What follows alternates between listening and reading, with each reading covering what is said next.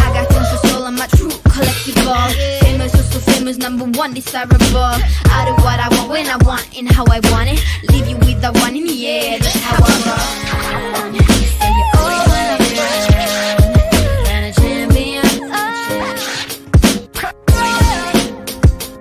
I'm so royal. Be watching Multiversity.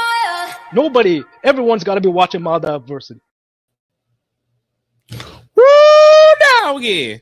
Why am I so pixelated? I hope this is just the screen I'm looking at it. But it's me. It's Mr. Sex and Candy himself, Quamon Star G, and we are the keys to the Moldiverse, and we're here bringing you that fly, funky 90s goodness, that 90s goodness. And you already know I'm always here with my folks, my crew, the squad. And speaking of the squad, let's toss it to the judge. Big homie Avia, let him know who you is and where you be. Quarters in session, ladies and gentlemen, and we are talking about some of the biggest scandals of the 90s, and it's going to get interesting, so let's get into it. Let's go.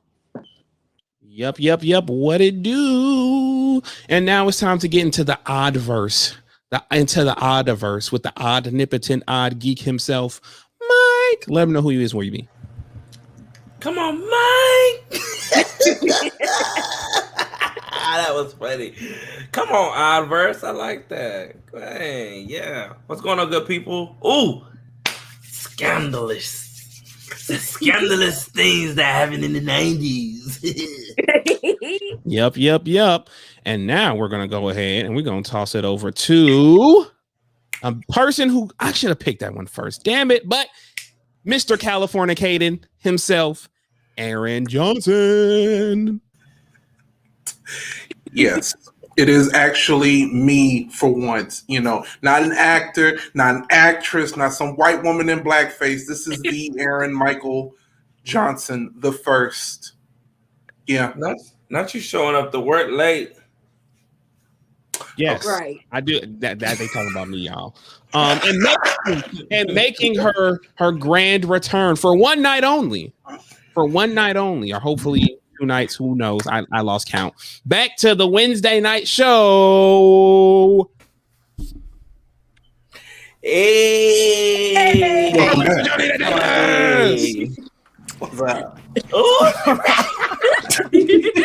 I had to do my 90s reference too.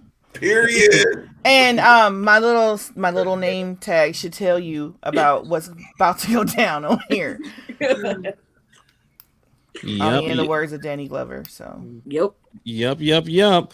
And so if you've peeped the title, if you're up on game, if you know what's happening, what's good in the hood, and as such, we are going to be talking about the 90s scandals, y'all.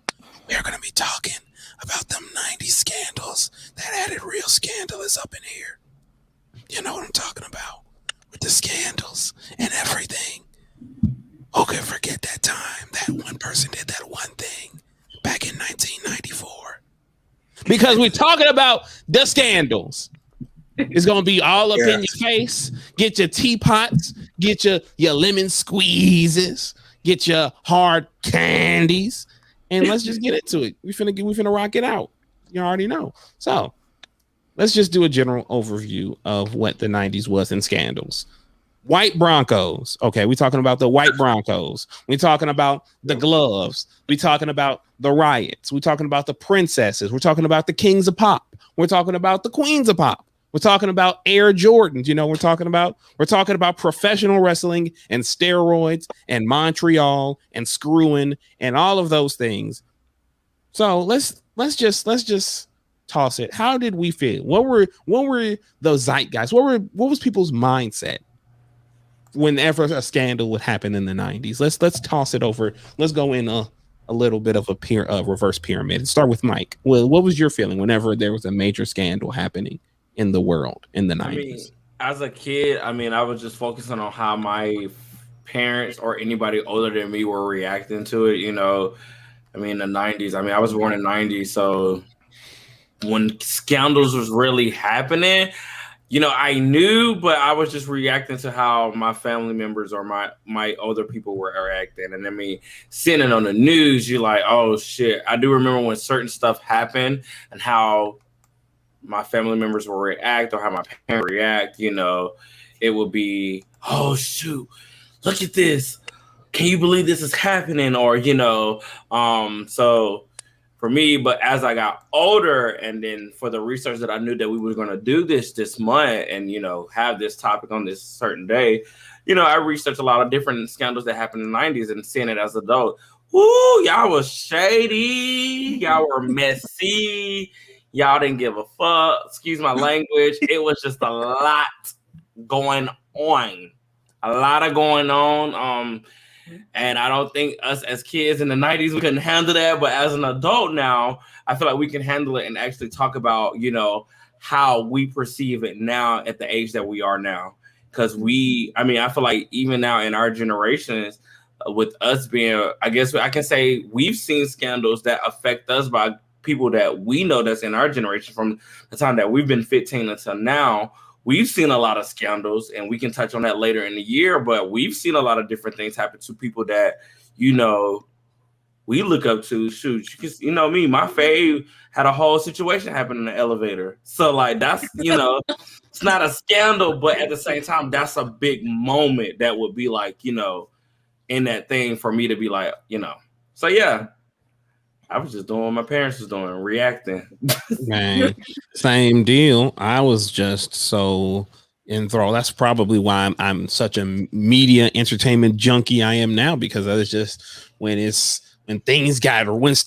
people start being nice and start getting real, that's my cup of tea, the Michael Jackson, with the Michael Jackson stuff, the Princess Diana stuff, all of that, like the things from 95 up predominantly, since I was born in 95, and then going back and learning about the Rodney King riots. And, I knew who OJ was before I knew who OJ was, or what he did rather. And, I knew who he was, Johnny Cochran, of course. If the gloves don't fit, you must acquit. And it's just a lot of like messiness, real life. Y'all already know me. I live for the mess. Every Thursday night at 8 o'clock Central, 9 Eastern. There it is. And I also live for messiness in general, like just general mess. I live to see what's happening and to be it. Like, yeah, because it's fun. It's like wrestling in real life, the real life drama and whatnot. So I will be talking about wrestling related scandals because that was very prominent. That's probably the hotbed is in the 90s with that stuff. But yeah, can't wait to see what y'all gonna be bringing up too, because I'm looking to be surprised. So. Yeah, I'm waiting myself. I mean, like, I think for me, it's a lot the same with Q because I was just a child. I didn't know any better. I mean, I knew about like the white Broncos and all those kind of things, but like Mike, I was just going off of what people around me were reacting. But going back and looking at everything, I was like, God, there was some really gnarly stuff. I think, yeah, on Hart. Oh my gosh, yeah, I gotta talk about that for sure. Yes. Yeah, there was a lot. Like, I didn't realize there was that much grisly controversies happening. I just, yeah, the 90s was intense. Big intense. Avia Joe? I'd say, how I remember it is like walking in grocery stores, and seeing, pictures of people on the magazines. That's what I remember most. Comes to stuff when it comes to scandals and stuff like that, because the news, they necessarily didn't try to hide it, but news is news. But I just remember just walking around these grocery aisles like every now and then, looking at all the different people on them, wondering like what's going on, like what do they have to do with stuff that's going on. And I would ask my mom like what's going on. She would tell me, but I really didn't understand it. And like everybody else said, even we grew up in the 90s, but we weren't young adults in the 90s, so we didn't understand what was going on. So, now that we are young adults, we have to research ourselves and see what's going on to form our own opinion. And I feel like that's what tonight is about, looking at all these old scandals and talking about them in our own opinion. Absolutely. Like, I felt that. Like, yes. That's literally what, like she said, we were not young adults. We were kids. So now, I mean, having some of us were not. Okay. All right. So Joe, then, as an adult, right. as a fully fledged adult in the 90s, what was the feeling? Don't play. How was it? What was the tea? No, by the time the 90s were over, I was not a minor, but I was a tween, going through most of the scandals, and again, like y'all looking to the adults, but I was forming my opinions then. And now seeing some of these same people, I remember, I'm like looking at side-eyeing folks that's like my mama's age, like, I remember what you hoes said about her back then. Y'all was that was not feminist. Okay, so don't try to flip back and act like you a supporter now. Don't. I remember the trying to take a black man down, and OJ didn't do it. Yep, OJ didn't do it. I'm not laughing. And one of my scandals I want to talk about, actually, it ended up having a happy ending. That's what I was looking at right now. But even when it went down, all everybody want to talk about is prostitutes, and how they just out there for the money grab. And I'm like, I did not. They performing a job work in. What about the man that? Okay. Mm-hmm.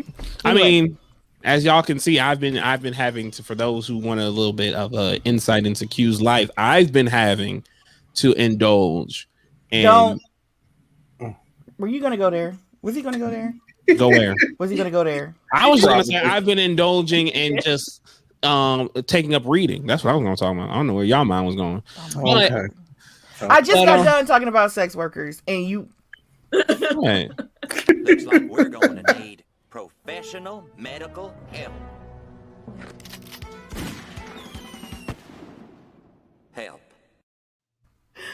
Moment.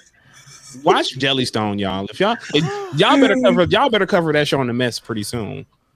We better do what? Covers Jellystone on the mess. We better do what? Better cover Jellystone on the mess. No, time out. That's the show that we cover with Reacts. Are you tripping right now? Are you tripping? So we can't cover it twice? Okay, you know what? That's the new scandal. Indie scandal. The refusal to cover Jellystone. They keeping the black man down. How is that refusing to recover? How is that? Okay, so you want a scandal. Works. So you want a scandal. Okay, let me sit up real quick. So me and you said that we were going to don't change your camera now. You said that we don't were do going what now. Don't do what? You telling me what I can't do? Have time. Who's going to talk about their first scandal? Ladies first. I'm gonna start. If Avi, unless you got one. You go, Joe. Ladies first, please. So I want to start. My scandals are going to be about black women in the 90s and how. Period. Everything now, everybody now is like it's really in vogue to be the I stand with black women, believe black women, support black women. Where was y'all hoes back in the 90s? Okay, come on, because listen, I'm like looking up thinking back. Y'all remember a lot of people will forgot about this. Don't close in like that. Like you speaking. Having some lighting issues. Don't do that. But I don't know if a lot of the 90s babies, y'all, or even some older, remember Elizabeth Hurley and her man, Hugh Grant, and how one night it was like all over the TV. Hugh Grant was found with a prostitute. And then it didn't take them long to come out with a black prostitute. So the fact that she was a black woman that was the news right there. I mean, that was what everybody was going with. I mean, it wasn't like there was like these men being with prostitutes was or soliciting sex workers was that much of a thing. But the fact that she was a black woman, but and her name was, I think her professional name was Divine Brown, and I think that was her stage name too. She was an actress. Divine actually did something I wasn't expecting, and she went and took advantage of it. She took these interviews and she took the money they paid her, and she charged quite a bit. I think she got a couple million off of this one where she was like, they put her in this pretty beautiful dress, and she was like on the cover, and they like did and I think it was a tabloid or like one of those tabloid-ish type of things, and they did like an in-depth expose about her. She was just doing sex work for just a little while. She said, and I'll quote her, and she's like, I was just out to pay some bills, met the celebrity, he was gonna give me $50 to go with him. I went with him, and she said, and this is what she says now, and she said God had another plan. She sees it as a blessing now, because she makes so much money. She's able to put her kids through college. She has investments. She's set. She got herself set off of that, and she's able to stop doing that work and to put her attention towards something she really wanted, other things in life she really wanted to do. So she sees that as her come up, but she's still remembered as this salacious prostitute that Hugh Grant, cheated on Elizabeth Hurley with. And you see like either her and Hugh Grant side by side, or, the more insidious ones, I thought, with Elizabeth Hurley and her side by side. So to me, that was like a major scandal that I think that it kind of shaped the way I was, came up as a kid, because it's like, why is the fact that, why is she all over the place, and vilified? People hated her, and she didn't do nothing but her job. She did her job, and the fact that he was the one that came to her didn't matter at all. So it's crazy because I'm looking at it right now, and child, this is messy. It was so messy. And the thing is, Hugh Grant had cheated on Elizabeth Hurley with a bunch of other folks before this. He was sleeping with everybody. If you believe the news. And everything, but it was the fact that he was with a black prostitute. Mm-hmm. That was the thing. They were dragging sis. I know they were dragging sis. They were on the nightly news, like on the regular news. They were dragging. They were saying stuff on the news, and I was like, "Oh, I didn't think." Like looking back, I can't believe they got away with it. Child, you cheated on me with a black woman? Oh man, that sounds like my prom night. You brought this black dude into my home, boy. Like, oh my god! If I could have been a fly in the pass on the wall, like, right. In both situations, because it's like if they made it that big of a deal because she was a black woman and then she took the opportunity to see if she can do something better with her life, you can't blame her for that. If you're going to put my names out there, if you're going to put me out in the tabloids like that, let me see what I can do. If you're going to put me in a beautiful gown, let me see what I can do with that. Let's see if I can make a better name for myself, because already you're trashing my name. So let me see what I can do for myself. So that's what I received for what you just said. Yep, cameos. She cleaned up, and I don't blame her. I can't get it. Make money. Don't let the money make you. Exactly. Facts on facts on another facts. 90s gem. Just say it. 90s gem. Like this, y'all are giving me the boost I need to go ahead and get it in for the 2022. You know what I'm saying? God. Don't let the money make you. You talk about 90s and scandal, of course, that we're gonna get there. We're gonna get there. Yeah, we're gonna get there. Yeah. Yes. But I just wanted to start it off with, a scandal. That was a scandal. Big, juicy.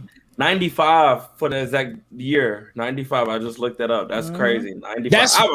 I was 5 years old. I was literally a couple of months because I was born in 95. Like, so my 5-year-old.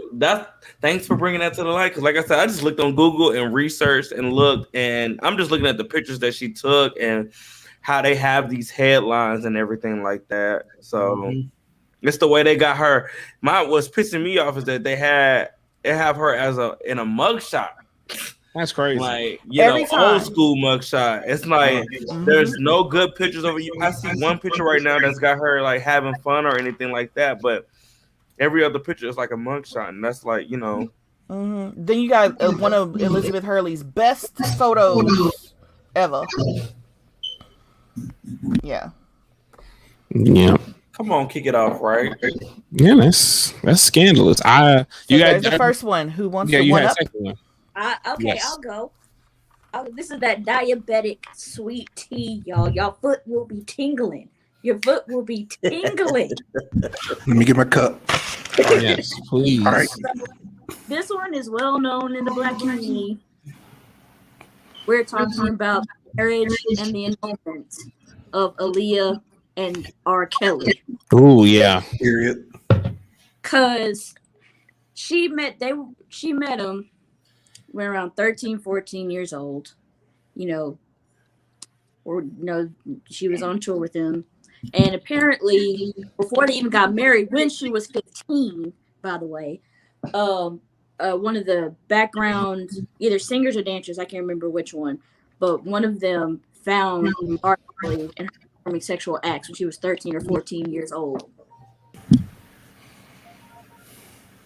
Strike number one. That's strike number one. Strike number two, she is 15 years old. You are mid-20s marrying a 15-year-old girl. And the only reason why he even thought about marrying her, she was supposedly pregnant. Supposedly. And he married her so that it was statutory rape. Whenever the announcement was made that they was married, that's what everybody was saying. She's pregnant. Everybody said she's pregnant. Just saying. I remember that. Just saying. And he even falsified. He paid $500 to falsify papers to make sure that was true. And it took about a year for the marriage when she was 16 to be annulled by her parents. Her parents were like, yeah, you're getting an annulment, and it took about a year for that to happen.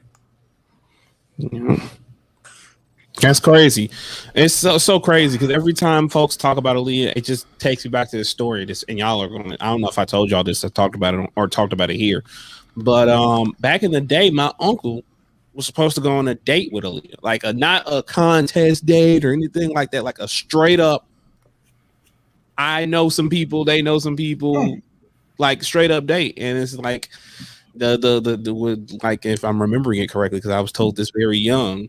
And it's been told a bunch of times since, but like the craziest thing was that he was just upstairs. He was hiding from Aaliyah. Like she was downstairs, was talking to my mom and everything. And it was just like, it's such a crazy story. And it happened around this time where it was, where all of this R. Kelly stuff was happening and just. Hold on. So we blaming your ancestors. If he would have just brought his butt downstairs to go with Aaliyah, she wouldn't have went off. Is that what we saying? Right there. I mean, that's not for me to call. I ain't gonna put that on him. I wouldn't dare. I'm just saying. I think I would have been scared too. She was pretty. She was like goddess beautiful. I mean, that was intimidatingly beautiful. Literally. I don't blame a man. She would have scared me too. I just think it's crazy that, the situation was allowed to happen. Right.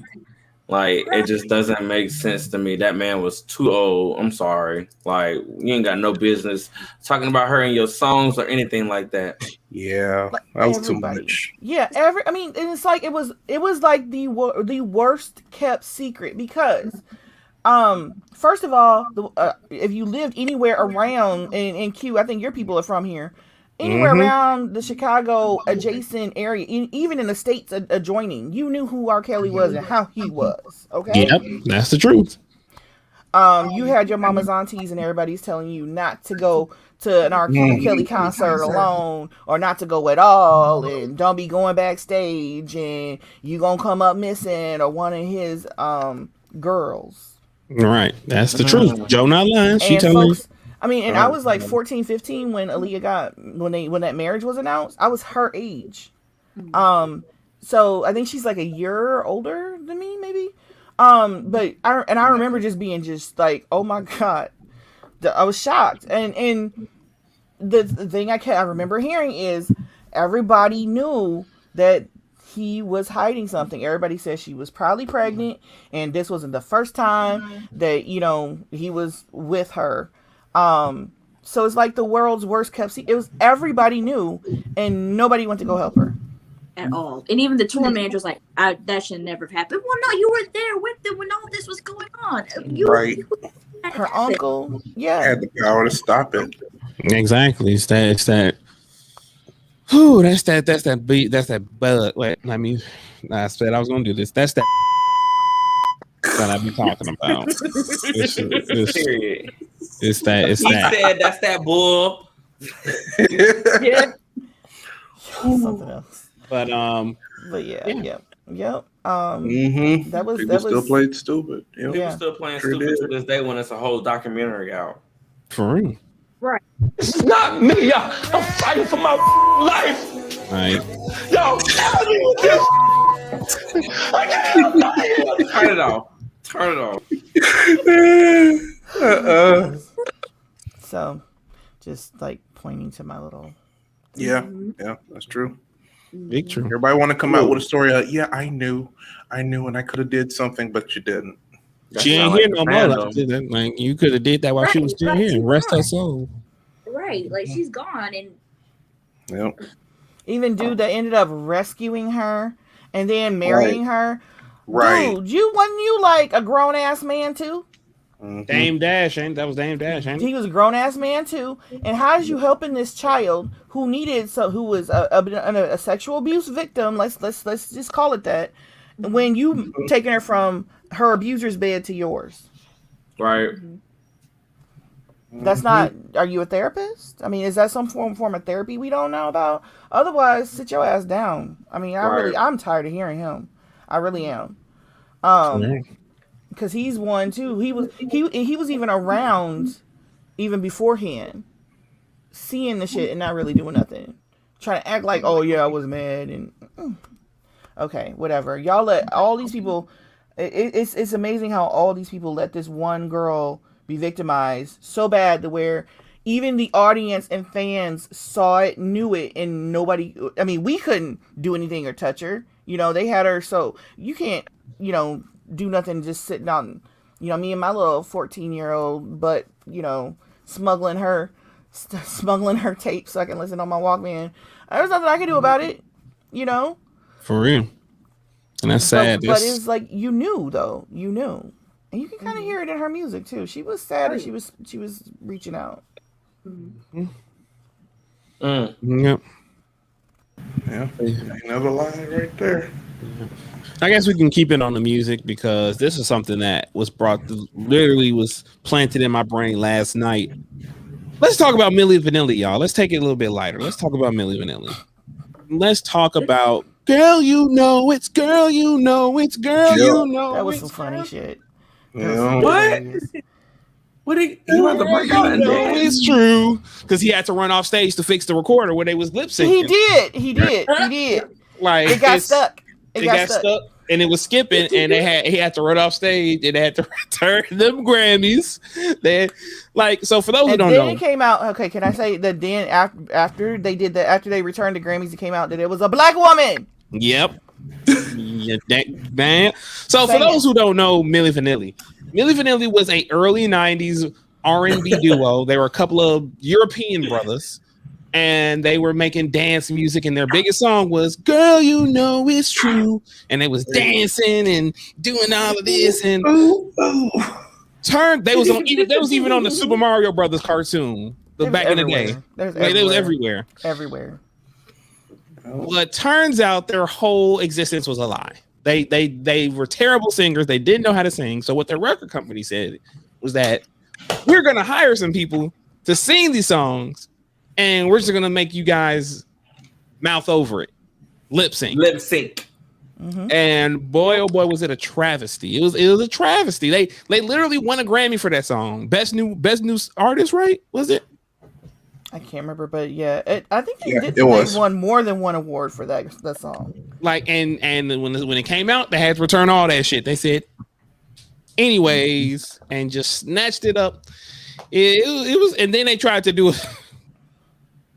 And then they tried to do a comeback song where it was them. It was terrible. It was a terrible. What was the comeback song? I can't even tell you off the top of my head. Blame it on the rain. Blame it on the rain was that them or was that another lip syncing joint? That was a lip syncing one. They got it out. I mean, even their one hit wonder song was just a kind of an anomaly because the rest of the songs they had even weren't good. I mean they weren't that good. But then when folks heard their actual voice, everybody thought they were playing. I mean, because nobody believed it at first because it's like it was that's how different the voices were. And then they released a picture of this dark skinned, curvy black woman. Mm-hmm. Yep. With their voices coming out of her mouth, and it was over. It was over. Yep, it was a wrap. Unfortunately, one of the duos, he committed suicide because of because of everything that's happened, because of the pressure and the ridicule and whatnot. It was a mess. It was a big mess. Mm-hmm. It's why so many people are very much on musicians' ass when there's ever a instance of somebody else's voice or they can't identify the voice, because they cast their mind back to Milli Vanilli and how they fooled the entire world into thinking they were the next big thing in pop R&B, and they were frauds, for lack of the better term. It shows how record companies will cover up and how far they will go to cover. Exactly. It's like, instead of either just axing them, just releasing them, and just moving on, they decide, no, we're gonna use someone else to masquerade. It's like, oh, okay, shady business practices. Okay, all right. Yeah. Ooh, if we talking about shady business practices, let's talk about Puffy for a minute. Let's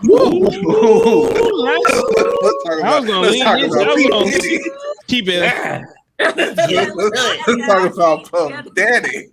Okay, he still owe people money to this day. Man, there's a reason why whenever there's a new the Puffy curse is a thing for a reason, y'all. It's like poor Danny became. I'm sorry. Puffy was too much. Why you think Sean was down for for so many years? I mean, oh my gosh, no, that was like just about everything that happened at Bad Boy. Well, I mean, we can even turn into East Coast, West Coast stuff. Like that was a lot. It was a lot. Yes. Like that was a lot. Like it got to the point, like, you know. Y'all ain't got love us. Y'all ain't got love us. We gotta let it be known. We know where we at. And in the South, y'all be looking down on us, but the South, we got something to say. Like all that happened in one night. All of that happened in one night.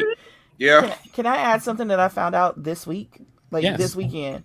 So there's a documentary coming out, the documentary of Dionne Warwick, where Dionne's life is y'all gotta watch this because the tea this woman spills. Okay. So at one point during this East Coast, West Coast, thing that they had going on, right when Snoop and all them were getting started and Suge was like, really scaring folks, she called them to her house.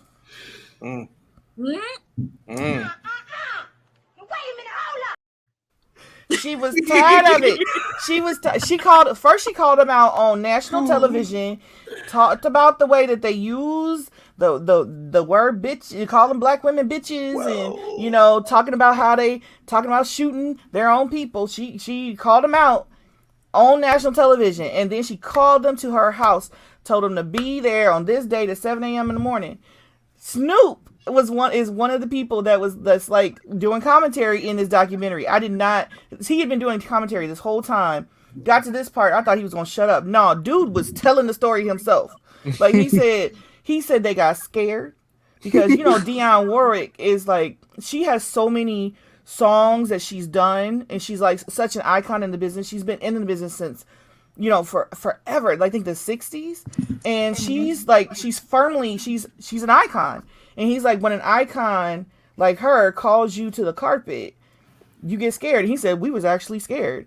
He said they showed up 10 till 7, got to the door, stood there till 7 a.m. and pushed the doorbell. They wanted to be there on time. He said that when they sat down in her house and waited on her, and he said it was just like getting, at your grandmama's house on the plastic furniture. You just sitting there with your hands in your lap. He said there may be some cookies on the table. You don't want to touch them cookies because everybody in trouble, and you probably gonna get in trouble for touching them cookies. So we ain't touching nothing. We just sat there. Snoop was like, it was hilarious. So so Dionne and Snoop talked about this, and she sat there and she told them about themselves.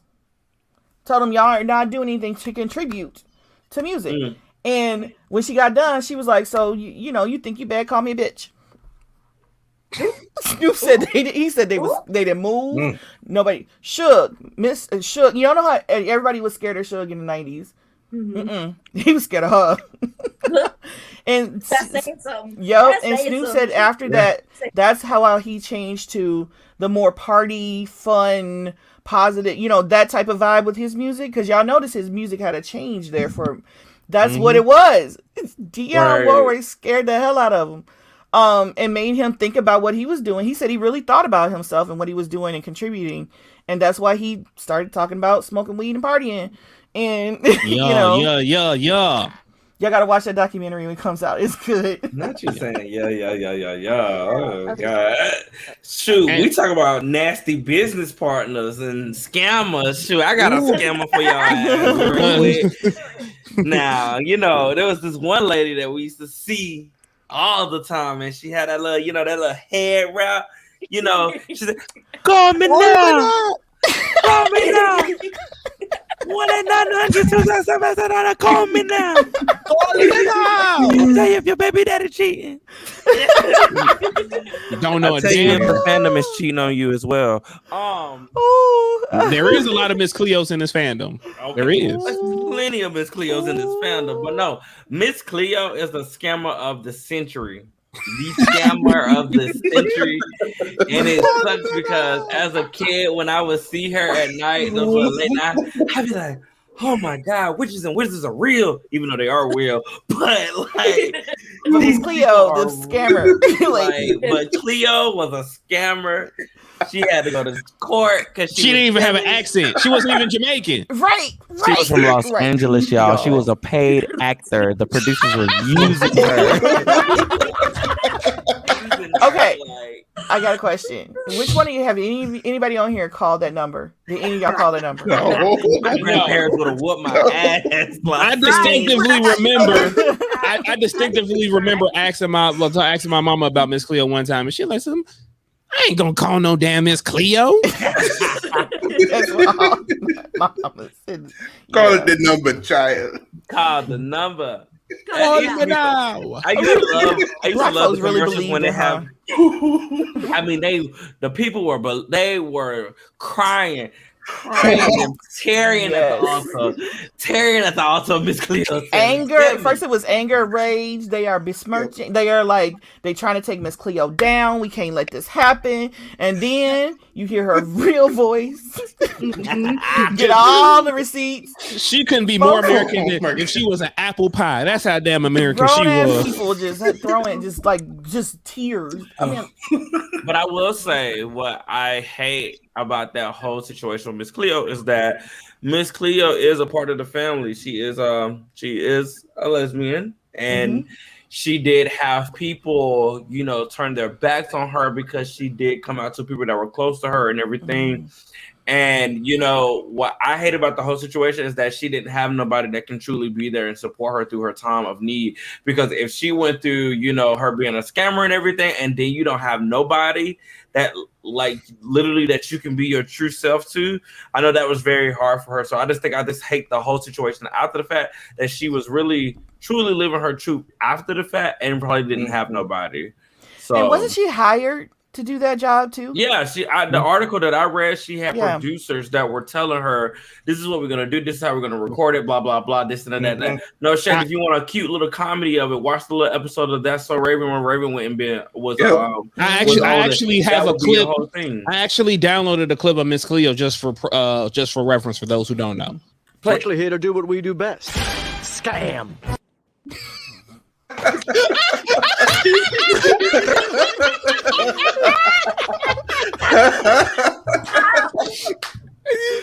out of here. You knew I was gonna play it, Mike. You knew you said the word scam too many times to know I was not gonna play that clip. You know, she wouldn't have been scamming if she popped up with Dionne Warwick on that Psychic Friends channel. Man. But you know what? Didn't the Miss Cleo thing kind of make Dionne and her people like give them like more power? Like they were the real deal? Didn't that happen? Yep. Like, yep. No lie, I got introduced to Dionne Warwick through Johnny Bravo when she showed up on the episode when Johnny Bravo had the mad luck and she was his personal psychic and told him it was all in his head. That wasn't the case. You still there, Mike? He's just over there dying. He's probably cackling. I know he's. I gotta offend myself. But if we're talking about going to continue the scummy business practices, we can't not talk about wrestling, professional wrestling in the 90s, and we're talking about shady, scummy business. Let's start with the Steroids Trial back in the mid to early 90s, where the cat was out of the bag. Spoilers: a lot of those wrestlers from the 80s, they was on them roids. They was roiding it up hard. And since Vince McMahon didn't want to call professional wrestling a legitimate sport, he wanted to keep it entertainment. That left him in the area of illegal substance. And then Hulk Hogan races guy was out there dry snitching on Arsenio Hall. That really messed it up. That's why so many of the Ultimate Warriors, the Macho Mans, and all of them, they went into retirement. Because they was finna get locked up, won't let them out. And somehow, despite all of the overwhelming evidence and the character witnesses, Vince McMahon still got off scot-free with a broken freaking neck. And I'm gonna give this a funny anecdote before I go to the next piece of wrestling scandal. Vince McMahon accosted a wrestler by the name of Nails. His character was a convict. And they got so heated that Nails almost strangled Vince McMahon to death, strangling him so hard he broke his wrist. It's funny. Don't be solemn. It's actually something to laugh at. Vince McMahon deserves it. And he was laugh, people, please. And he was a character witness for the trial, but he shot himself in the foot because when the prosecutor asked him, do you know Vince McMahon? Yes. Do you have a personal grudge against Vince McMahon? Yes. So that killed his whole testimony because he was an irreputable witness. So he probably could have sent Vince up the river, but because he let his bias show itself, he couldn't. And of course, the next big scandal, well, one of the big three scandals, but the next one chronologically is, of course, the Montreal screw job, when wrestling got real for one night. Because Bret the Hitman Hart, he was leaving WWF. His contract was running out, and he wouldn't drop the title to Shawn Michaels. And Triple H said, if he's not going to do business, we're going to do business for him. So in Canada, where Bret Hart is literally a deity, everybody in Canada loves Bret Hart. They screwed him out of the WWF title. They rung the bell when he was in his own finishing move against his knowledge, against his will. He spat in Vince McMahon's face for real. He destroyed the area. He wrote WCW in the air. And then when they went backstage, he knocked Vince McMahon out cold. And it's all on, if you guys ever watch Wrestling with Shadow. Absolutely. Oh, okay. He screwed Bret Hart. Vince screwed Bret. And if you ever watch the documentary Wrestling with Shadows, it actually has footage of the Montreal screw job where he where Vince McMahon goes back. And to Vince's credit, he knew he had that coming, so he literally went there by himself and basically just said, if you do what you got to do. and he walked out of that locker room stumbling and bumbling with a shiner. So Bret Hart did what he had to do, and of course, the most tragic scandal is the death of Owen Hart at the Fully Loaded pay-per-view in 1999. His character was that of a superhero, the Blue Blazer, and he was supposed to come out of the sky with a harness and everything, but the harness wasn't safe, and it snapped halfway through, and he fell to his death. And it's a tragedy, and the show just kept going on, and a lot of people were rattled and heartbroken, and a lot of people were just very much it's to this day. It's why Owen Hart isn't inducted into the Hall of Fame, because his wife refuses to ever work with Vince McMahon ever again, because she felt like he didn't do enough to protect him. Right. And it's been a major point of controversy ever since. And it's if for those who want the full story, if you want to, Vice has Dark Side of the Ring, where they chronicle some of the most controversial aspects of professional wrestling, and the Owen Hart episode, it was from their last season. I suggest you go watch it. It's a very well told and heartbreaking episode. So yeah, wrestling was pretty fucked up in the 90s. I mean, that's sad. I feel like the 90s was when the wrestling was actually good. I know y'all like it. I feel like 90s was really hardcore and like gritty. But that is sad, because I did not know that. That is really sad. Okay. Yeah, it's when I watched the wrestling and with my grandma Louise, and she was into all of it. Like yeah, she's oh my goodness, she was like so into. She knew everybody and every part of it, and you could not tell her that it wasn't real, because she would point to all the little scandals and things that had happened. You like, okay, that happened. It has to, the rest of it has to be real.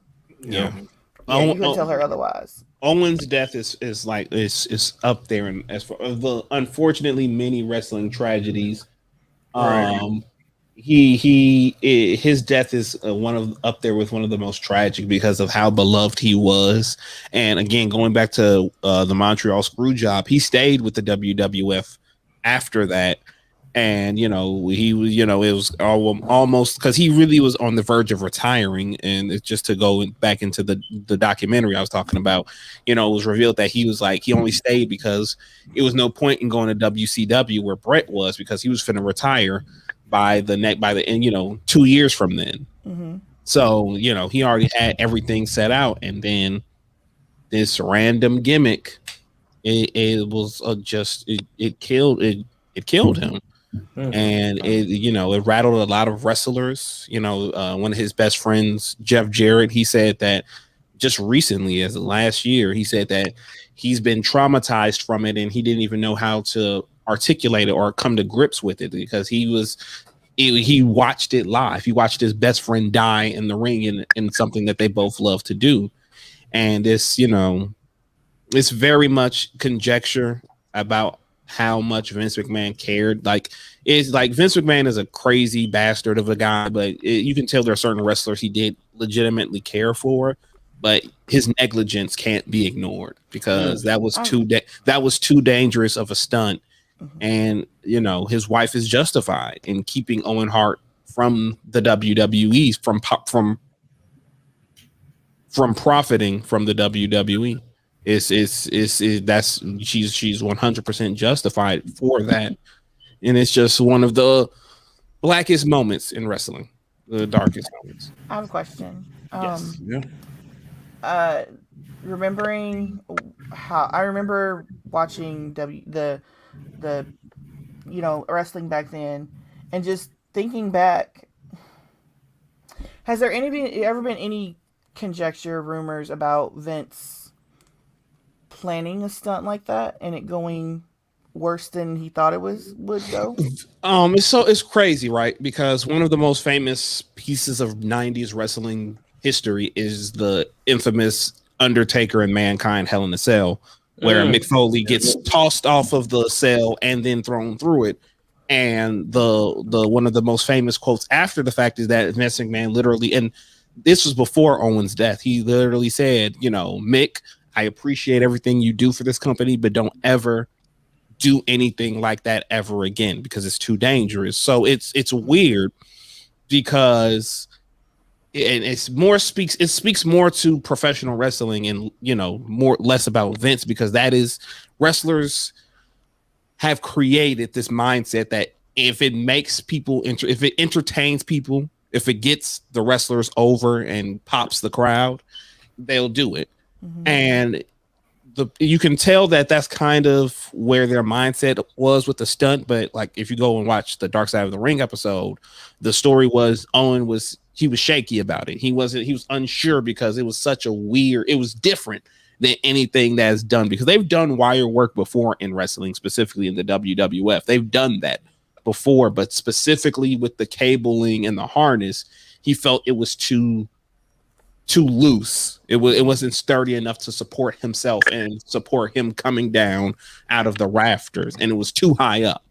You know, for comparison, at the time, Sting, he would always come rappelling down, but it would be at a certain elevated level where his drop wasn't sustained. It was like a short drop that was controlled. But with this one, from what they tell, he was like, essentially, and this is like for a pay-per-view, so the arena's going to be bigger. He was up there pretty high. So imagine he comes down, but at the halfway mark, it snaps and he just free falls. That's, you know, I'm sorry for getting grisly and specific, but that's more or less how it happened. So it's a combination of freak accident and negligence. And the negligence, if they weren't negligent, then the freak accident wouldn't have happened. And that's what makes it all the more scandalous and tragic about it. I'm surprised there wasn't a lawsuit.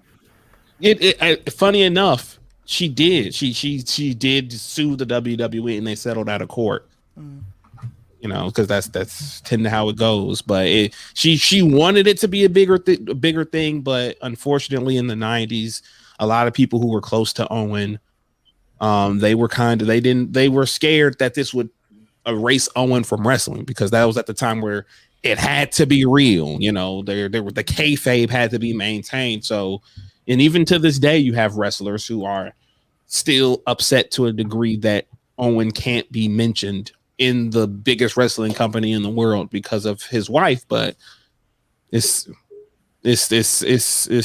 still feel she's justified in doing so because of what happened. I mean, until they take accountability for it, yeah, she's more than justified. Yeah. Whew, that was a.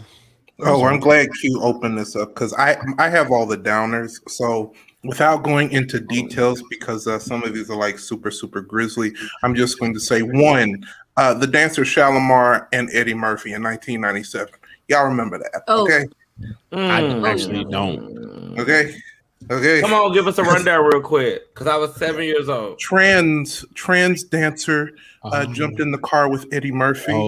Okay. You know, for sexual acts. I remember that now. Unfortunately, Hold on. Eddie said he allegedly was giving a ride. Allegedly, yes, it was giving her a ride. You're right. Allegedly.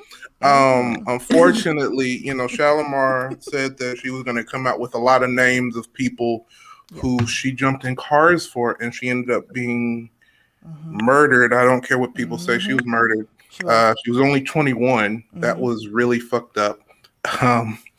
Speaking of fucked up, let's talk about Jeffrey Dahmer here. You know, preying on little boys of color. You know, I think what always stuck out with me with Jeffrey Dahmer's everything was how this one boy ran out of his apartment.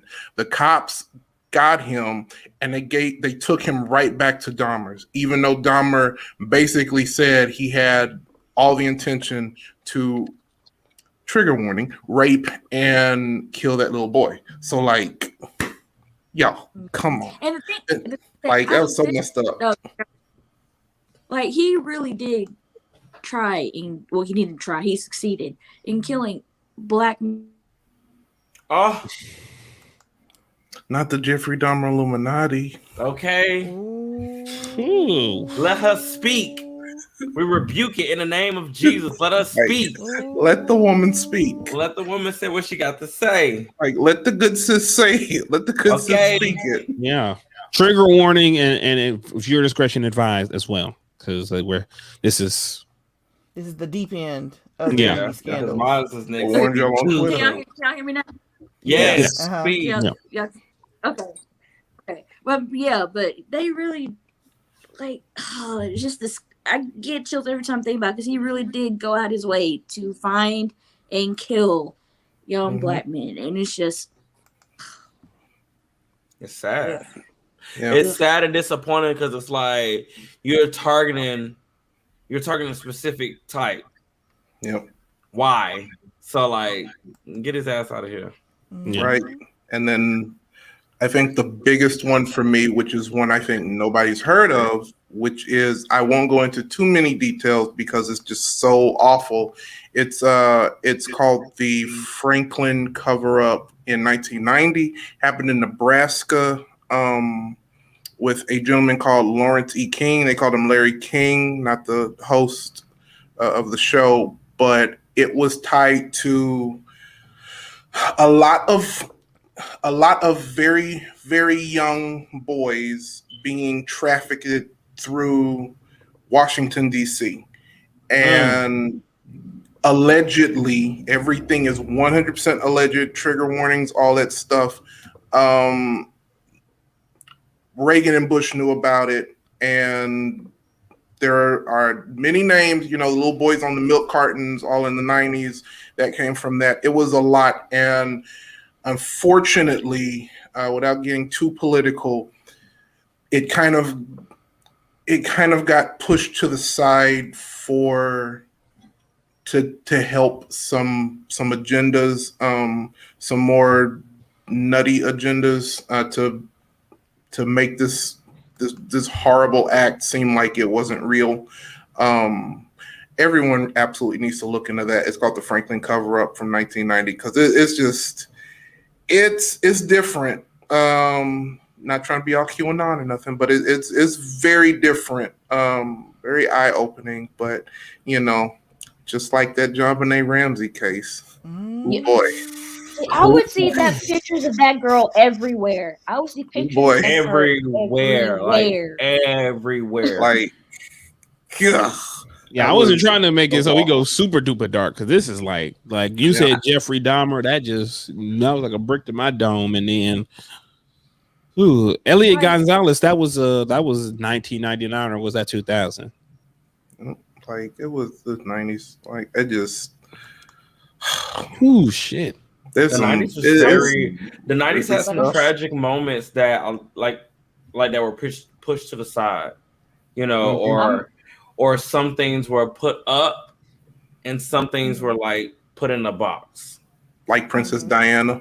Yes. Everything that happened to her. Let's talk about it. Let's talk about that. I remember when she died, when they announced it. Oh, that was like a blow. I remember when they announced it, it was like a blow. I wasn't a royalty. I mean, even people who were not into like the British royalty felt it when she passed. And then you knew immediately, and they didn't give no details at first, but you knew something happened. You knew something happened to her because they was fucking with her this whole time. You knew something happened to her. So it was like a matter of waiting for the details to drop. Mm-hmm. The moment I was like 17, 18, and I was still like, okay, so what happened to her? Right. Mm-hmm. Awful. But the moment she said there were 3 of us in this marriage. Yeah. Yep. It was over. Interview. The moment she said that, it was over. Publicly humiliated homeboy Charles, and just the way the press hounded her, that was too much. Mm-hmm. I don't know how she, up until her death, I don't know how she dealt with it because they attacked her, they attacked her kids, They always had her in the tabloids every single second. You had Camilla trying to rock her dresses, which is just like, that's a whole nother level of gaslighting. Like, can't compete when you don't compare. Like, okay, like that whole situation. What?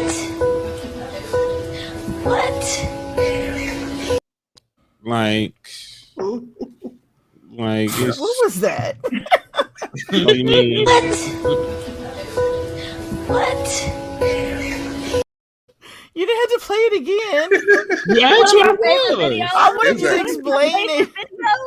Well, that's how I think everybody felt. Like, that was just, I think, like, in white Hollywood, white America, I think the only thing right there with that, because with all of the world, Princess Di's death was that, but I think JFK Jr. and Carolyn Bassett Kennedy, their death was intense. Like, that was that was like the end of an era for a lot of people right there. That was supposed to be, that's like American for people in the 90s, that was Harry and Meghan, that was a lot. A lot of older black folks they thought he was going to be the next coming of his father.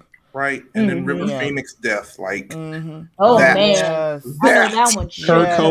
Kurt Cobain's his passing. Oh, Kurt Cobain, yes. Kurt oh my Cobain God, rocked a bunch. I mean, there's a little bit.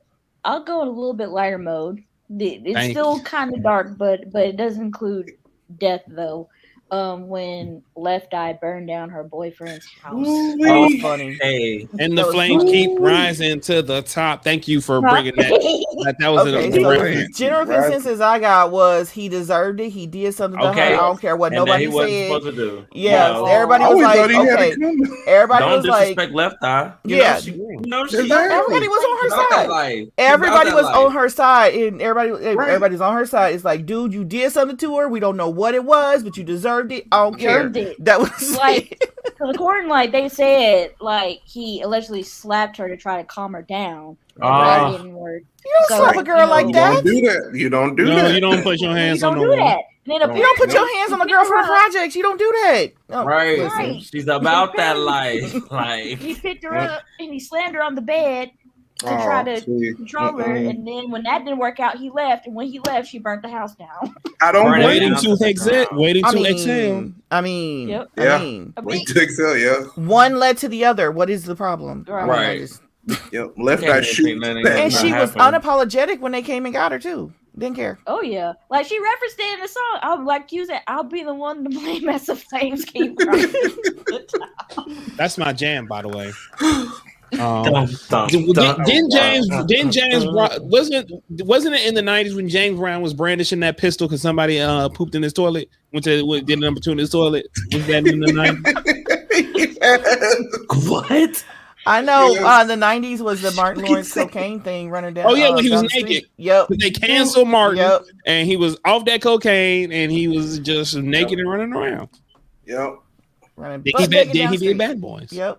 I don't know about the pistol though. I think so. James Brown was crazy in the 90s. He was older and didn't care, and he did what he wanted to, and ain't nobody gonna tell him to do nothing. So every time a story came on about him, it was outrageous. And shout outs to Chadwick Boseman, R.I.P. I thought the movie where he played him, and he did that scene where he was like that.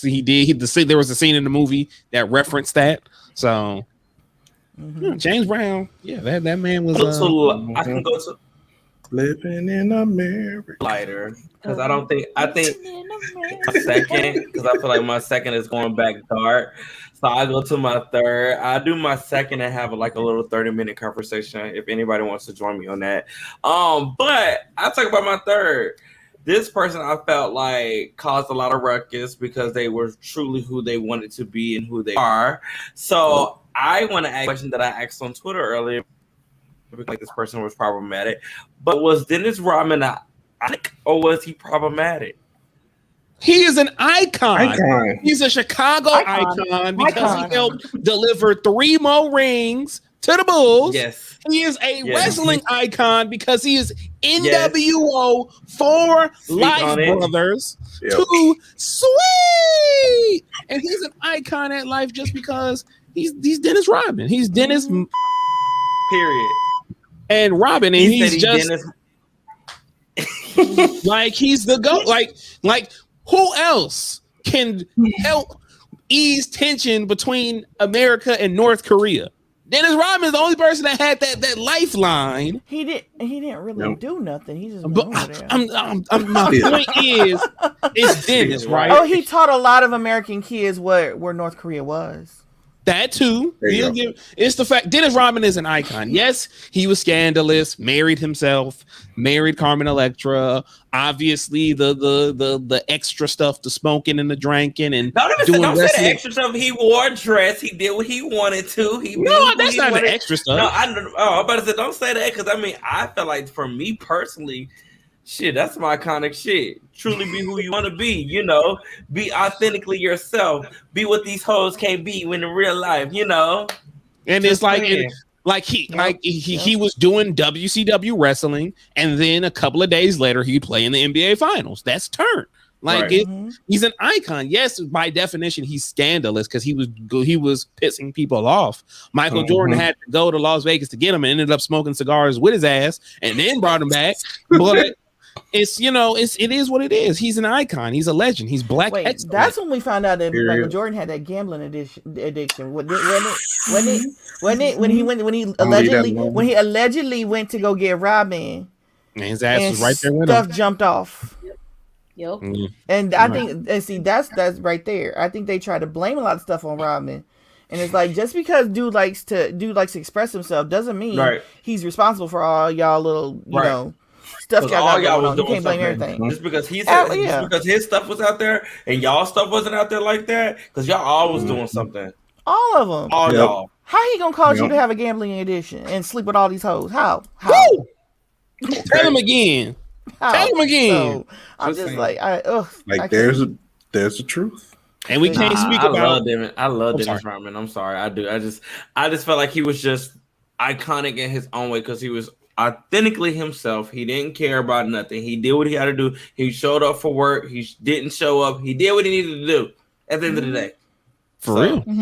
And speaking of sports stuff, because it's been in this comments, the chat, they've been chatting about it. We can't talk about 90s sports scandals and not talk about Tanya Harding getting her boyfriend to chop her leg off. We was folks. Okay, sorry. I know us little badass black kids was laughing at her. Like it was funny. Why? It was funny. Why? Nancy Kerrigan was kicking ass and then ice skating, and then I remember my mama showed me. We were terrible. I remember my mama showed me the on YouTube the video of when they broke the news and she's on the ground and the pipe is in the background and they're like, luckily Tanya Harding, and they had the dramatic fucking shit. They had the y'all know it. The beef was there. They had the dramatic video of her being the new hero for American figure skating, and she orchestrated the damn thing. Mm-hmm. She had her boyfriend. Not her man did. She orchestrated it. She told him what to do. Take the pipe to her knee. Allegedly. Yep. We saw the Harley Quinn movie with the Winter Soldier doing D. We saw the movie. We know. we know. Please watch Tanya. Please watch Tanya. It is great. Tanya is amazing. Now Tanya Harding though was a favorite because she didn't care. She didn't care. And all these little bougie little white girls who are in figure skating, she put them through their paces. And so that's why she was beloved, because it's like, okay, I mean, ice skating is a sport that only certain people gonna be able to go into it. Okay, you can't know everybody going to ice skating. So when you got this little country ass little white girl going up in there and just doing what she want to, saying what she want to, and everybody was behind her, and I think that's why folks are still rooting for her, even though there was no doubt that she did this to this girl. It was still, I mean, Nancy Kerrigan in that "Why" video. Why? Yeah.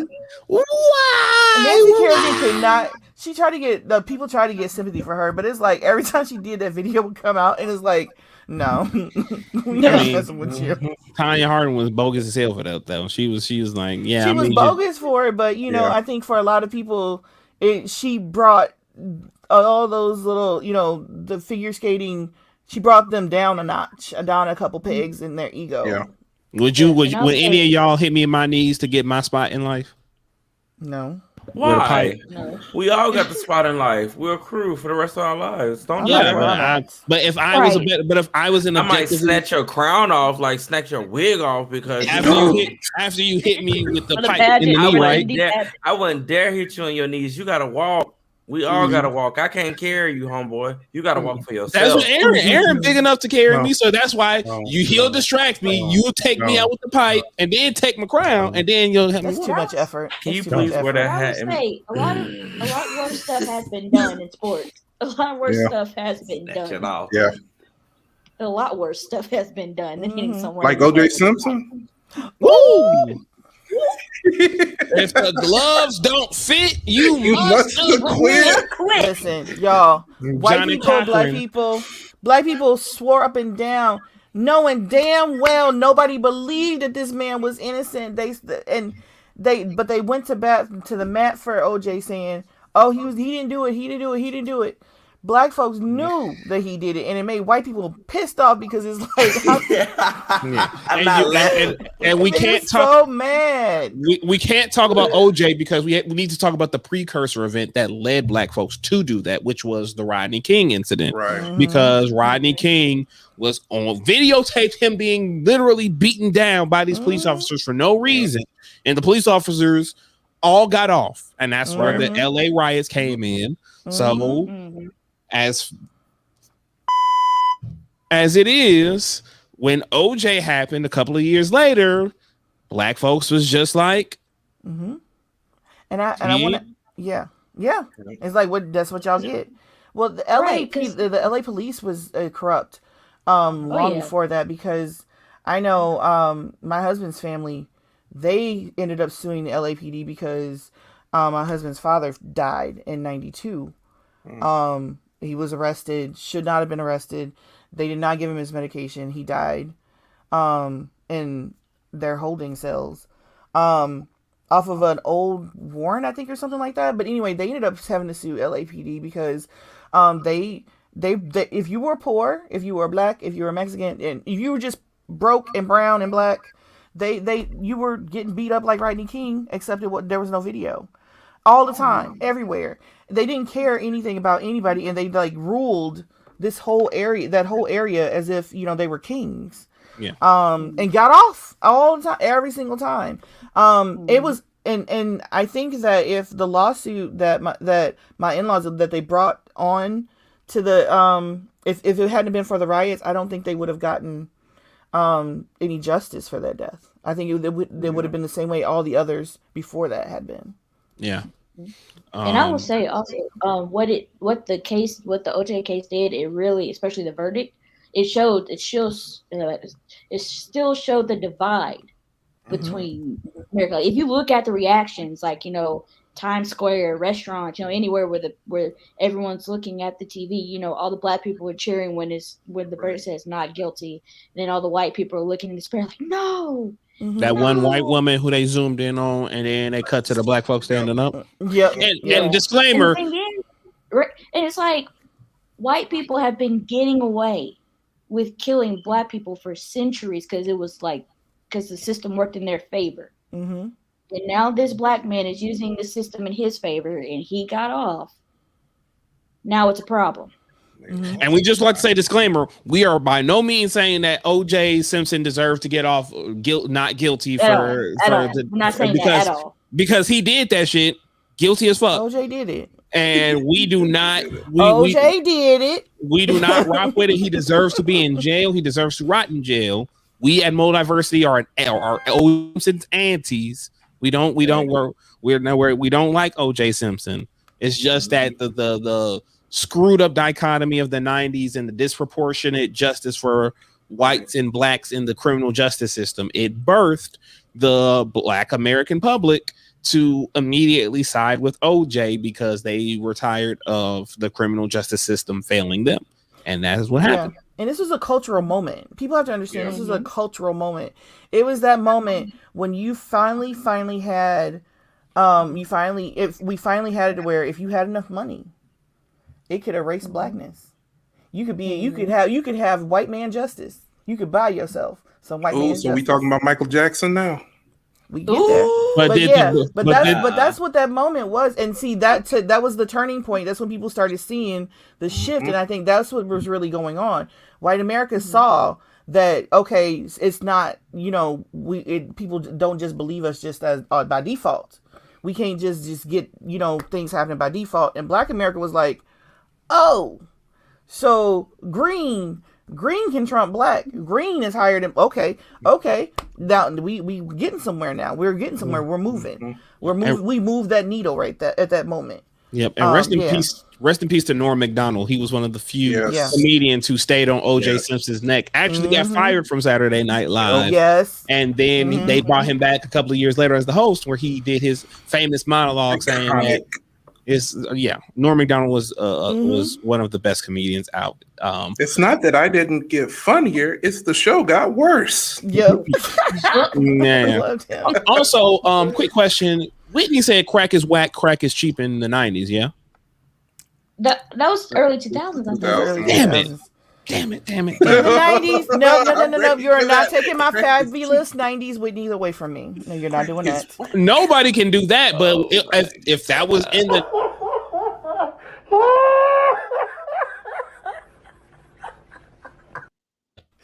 we can't talk. If that was in the 90s, we couldn't talk about scandals without talking about that infamous Whitney interview. No, we gotta talk about the 2000s now, just for that, because I wonder. Do you know?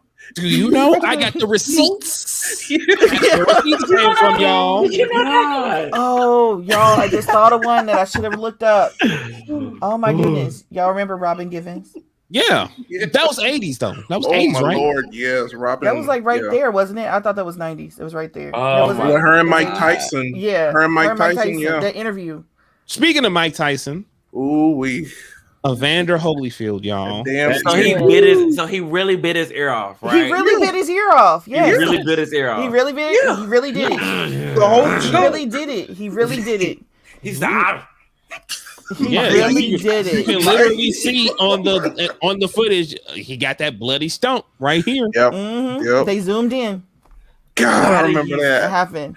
Oh, I remember that. He really went. That's Mike for you. That's Mike. That's Mike. That is what happened. That's Iron Mike for you. Yeah. Why did he bite that man's ear off? I really remember. I remember my family was like, "This man on businessman, he a cannibal." I remember that too. He is Hannibal. He's a cannibal. He's sitting up here eating people's ears off. I'm like, my mama said he was on drugs. For a minute. He was on drugs. And over and over. I remember that.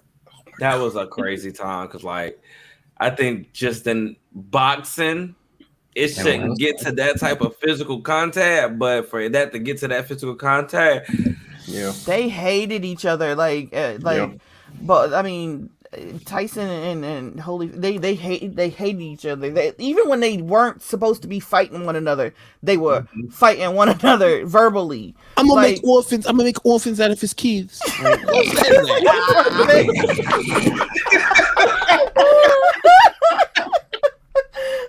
believe you did that. It was so perfect. Nope, I'm done. Live done. Live done. So we know who you gonna be for snatch games. Oh my god. What's some more? Well, let's just talk about Jerry Springer again because that was scandalous and in the 90s. Listen, I love me some Jerry Springer. Everything. Like, I'm sorry. After school, we snatch it. Come home, get something to eat. Watch What? Animaniacs and Jerry Springer.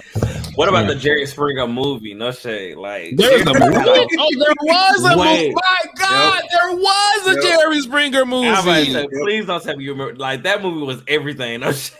Holy shit! Had him staying in this hotel. She slept with. Y'all want to talk about scandals?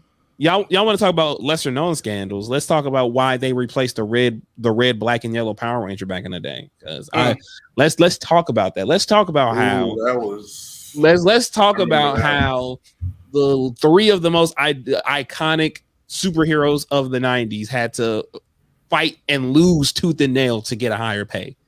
Because back in the Walter Jones, Austin St. John, and the late great Thoy Drang, the reason why they got switched out halfway through the OG Power Mighty Morphin run is because they wanted a higher pay.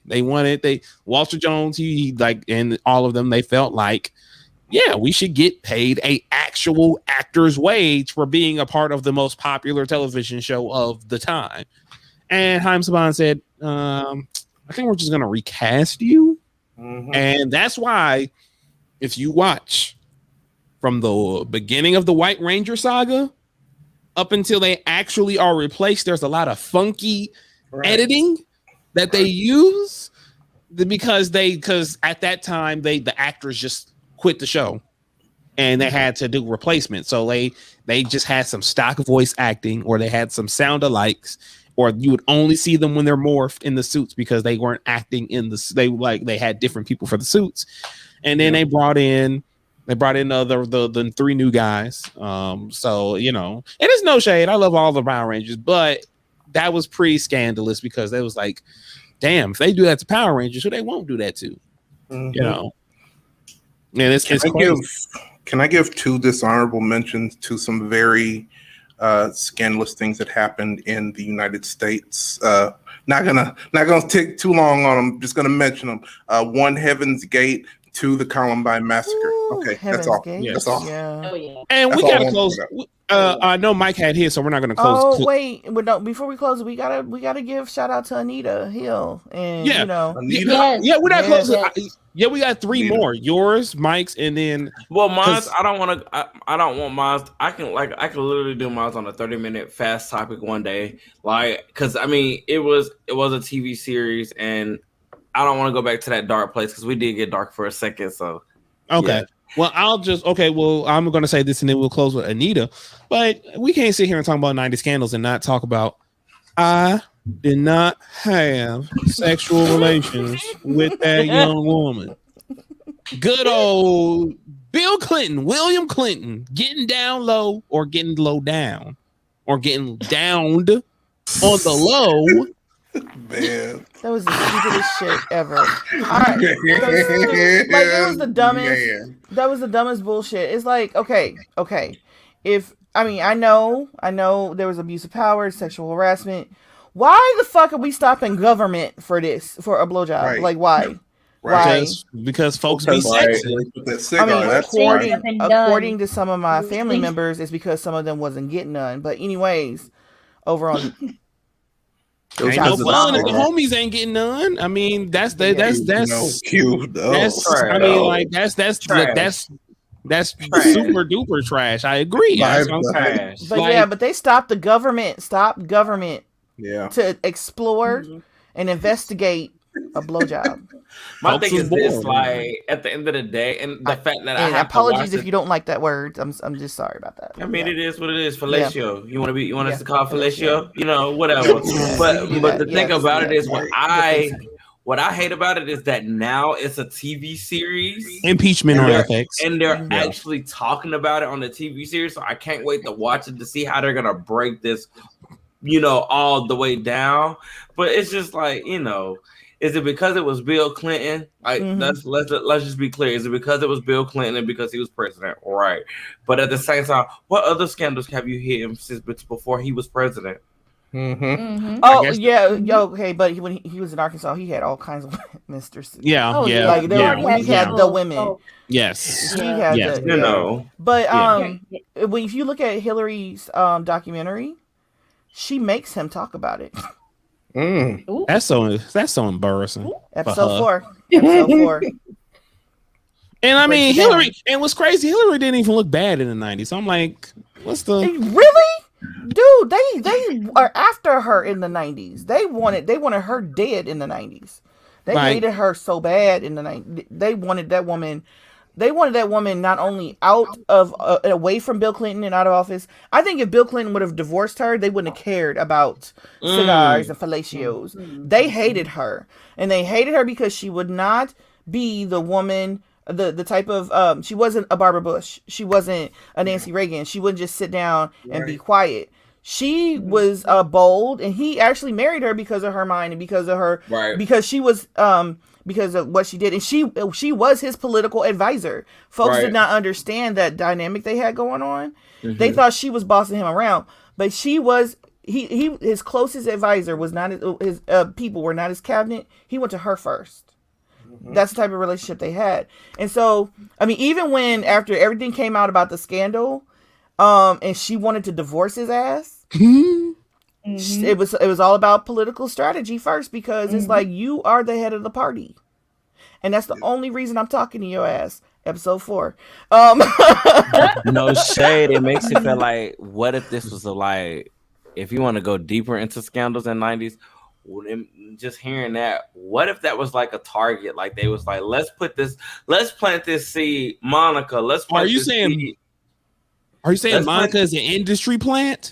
Yeah, Okay, let's plant this seed. Let's really plant this seed to see if he's gonna catch the bait. Is he gonna water the flower and let something produce? Monica Lewinsky, hear me out, but no. Listen. It was the way she got to him was a once in a lifetime rare thing. Otherwise, interns would not get that close to him. Right. They would not get that close. It was a once in a life. You have to watch this documentary. It was something that they almost Hillary's what do you call that person that's close to the secretary? Anyway, not her assistant, but her advisor as the Secretary of State. Her person almost said that it was a setup. The way that, not that Monica was in on it, but that they put her in the position to make a move. Yeah, once they saw that he had looked at her in a certain way, and then once they saw that he was attracted to her, they put her in the position to get close to him. Otherwise, they said she never should have been where she could have been anywhere close to him at all. That's never happened before, and it never happened since. Hillary, episode 4. So basically, a cabinet member pulled Monica aside and said, No. Monica, I was teeing up. They manipulated her too. I was teeing up for my joke, Joe. You stopped. Yeah, but no, we're not gonna say this girl was in on it, because she's just as much a victim too. So we're not doing that. Okay, so since that joke got killed, what joke do y'all want to get? You can tee off a joke, but don't smear the victim. I wasn't going.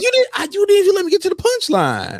It was going to be topical and everything, but now it's no longer there. So all I'll say is that all I'll say is that Bill got tired of blowing on a saxophone and he wanted to experience it for once. And so now you're trying to say Bill was DL? No, I'm saying he got tired of blowing a saxophone and he. What I'm saying, so he got tired of that. He didn't play the saxophone. So you saying Hillary is a saxophone? No, he played the saxophone. He literally was a saxophone player. On Arsenio. He played the saxophone. Deal with this. This is too much. This joke is way. No. He actually played the saxophone on Arsenio. He literally played the saxophone. He literally. No, he was legitimate shoot saxophone like Kenny player. G saxophone player. He did it on Arsenio one time. But he did take that cigar. He just wanted to drag the. Ooh, I need them feathers right now.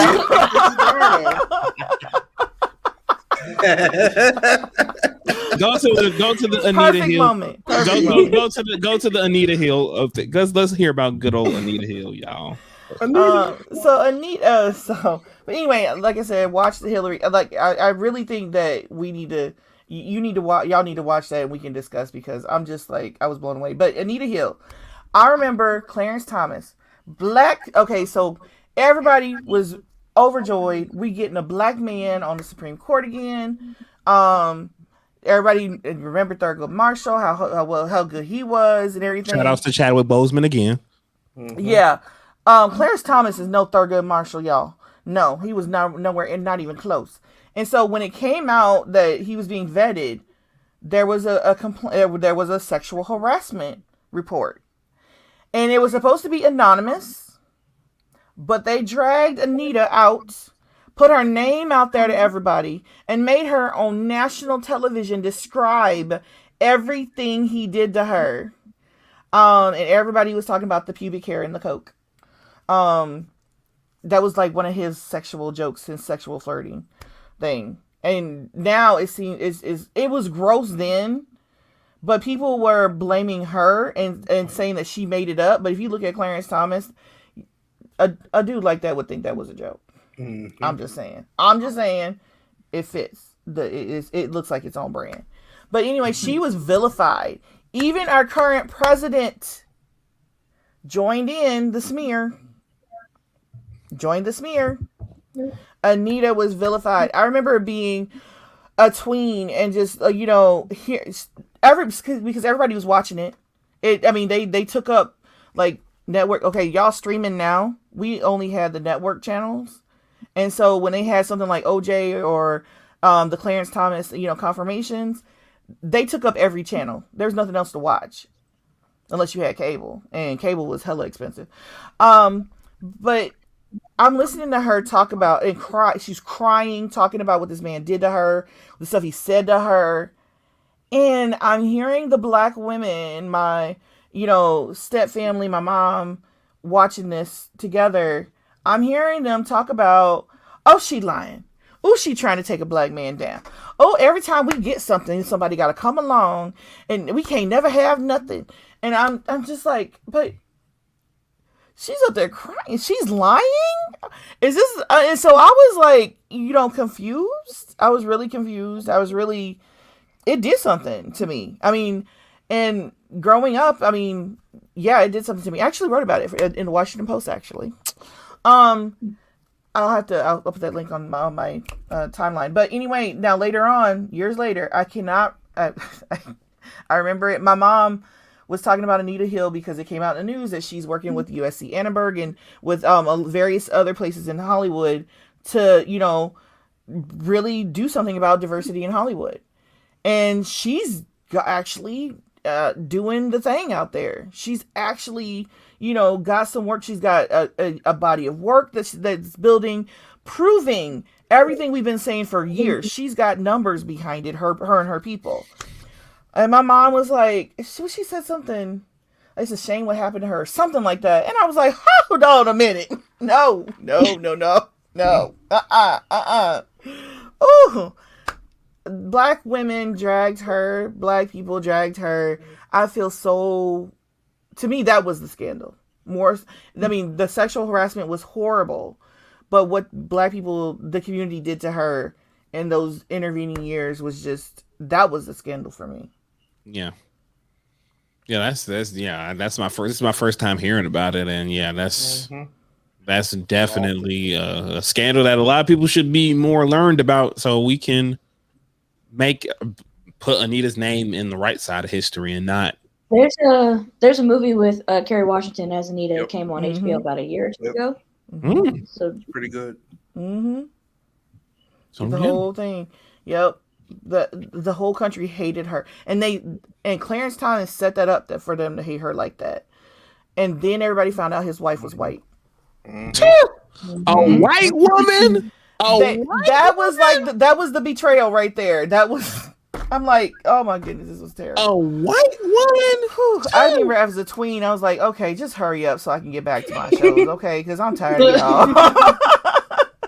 I think that's how we all were when this was going on. When all this, right. Can I watch my shows now? Can I watch my cartoons? Like I'm ready to go back to watching stuff like this. No,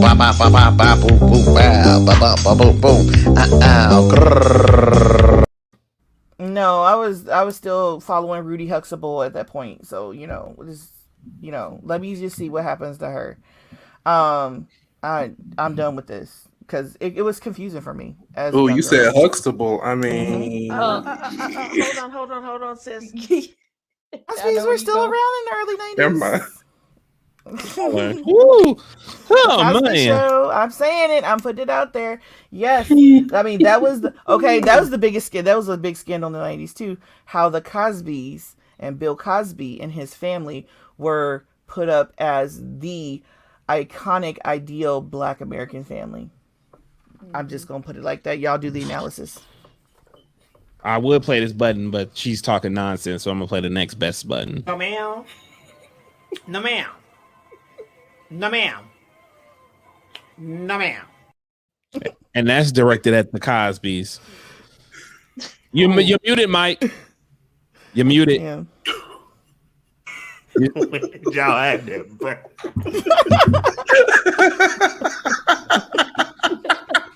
Wrap it up.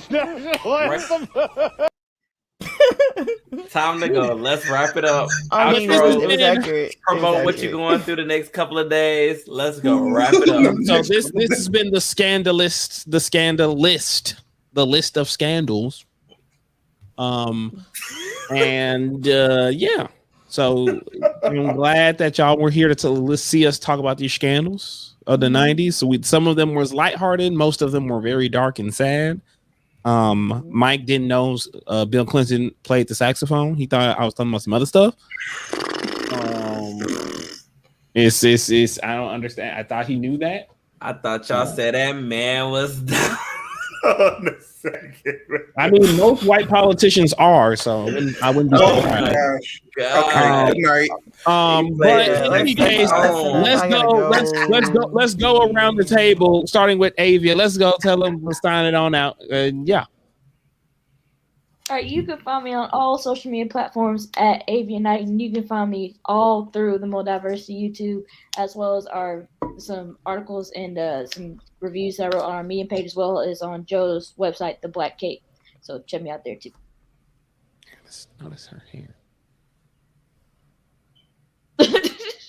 Oh no, I thought I had a stain on my shirt, but that's just Cammy's hair. So that's why I said that very low. I didn't know my mic picked that up. Let them know who you is and where you be, Joe. I ended with Anita Hill in the. Okay, never mind. You're not gonna get it. You can find me on the Black Cape everywhere. Did some amazing video interviews. I'm covering TIFF right now. Stuff is gonna be up. Go to my timeline. I just posted a bunch of things that I've done outside of the Black Cape. There's an article from parents.com. With Dominique Dawes. If you guys are watching the Senate trials happening right now with the USA team gymnastics, Dominique spilled some tea when she talked to me, and parents let me write about it. And also with the Sisters newsletter. So and you can find me here on the Mess Thursdays, tomorrow, and then on Friday Night Live on Friday. What y'all talking about tomorrow? Stuff. See, y'all want to tell me nothing no more. Person, you gotta watch the show.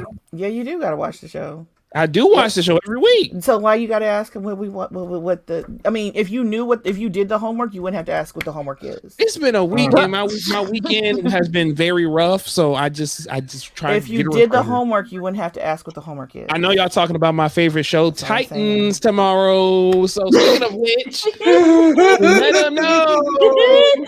Absolutely not talking about Titans. Titans is an episode when it's the reverse role and Avia's on the show, so we'll be catching up on Titans next Thursday on next episode of The Mess. Tomorrow will possibly be me finally finishing the chair. We will talk about all the little things that we've gotten in our emails this week, because we've been getting some emails. So I'm ready to talk about everything that we got in the emails. Joe is going to possibly talk about everything that she's doing with Tiff and everything that she's watched. So it's just going to be a low back episode. Actually, it's going to be just a chill episode tomorrow, because I feel like tomorrow she's been working really hard with Tiff and everything and doing with her thing with everything else that she has. So I think tomorrow is just going to be a real chill episode. We're probably just going to bounce stuff off of each other. But yeah, you know where to find me. King Steppenwolf. Yes, I have not divorced Steppenwolf yet. Are you going to be talking about a special event that happened this week or tomorrow?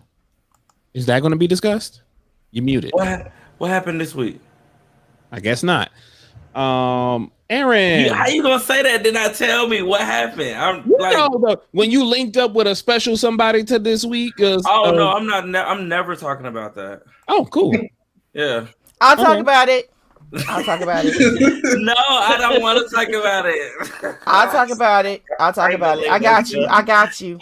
Yo, ooh, that was a moment. Mr. Californicator himself. Where you is and who you is. You can find me where they pay their surgeons very well to break the spell of aging. That's a lyric. You should listen to that song. You can find me on all social media platforms at Aaron Michael _J. and other things. I mean, it doesn't matter anymore because you're all afraid of me, you know. Oh, That's why he's in the shadows. Hey, Ren. Yeah. It don't matter. It don't matter. Black Lives Matter. Yes. And it's me. It's your boy, Mr. Sex and Candy, Quamon Star G. You can find me here every Wednesday on Moldiversity. You can find me on Into the Quniverse every Sunday night with my bro on YouTube and Facebook Live, where we talk about everything geeky, gamey, and nerdy. And you can find me on Twitter doing awesome 3-hour spaces with a bunch of cool people. And no funny anecdote tonight, because I would like to take this moment to say I lost a very close friend over the weekend. Yeah, very, very close friend. And I just would like to say, if to everybody out there watching, at any point you watch this, whether it's live now or pre-record or when it's as a VOD, please love on y'all folks as much as possible. Love on them, spend as much time, laugh with them, play around with them, just do whatever it is you can. Jamar was one of those rare individuals in life that felt like he was designed simply to make people happy and to make their life that much better. And he was one of the people that made me realize the importance of friends and friendships. And that is very possible. You're going to meet people in life that aren't your blood family, but will become family. I'm gonna miss him deeply. My condolences to his brother and his mother and everything. And it's been very hard on me, but it's when I'm able to think about the good times, I just reminded that, you know, we all we got, for lack of a better term. And, you know, we won't always be here, but while we're here, just be there, I guess, you know, because I just really hope that each and every one of you guys watching have or will have a Jamar in y'all life, because y'all absolutely deserve it. Y'all absolutely deserve to be happy and laugh. And God, if only we can play Smash Brothers one more time. That would have been awesome. But you're kicking in with cooler people now, and I ain't mad at you. Just wish you was here a little bit longer. With that being said, we're gonna peace on out. Everybody say peace, everybody.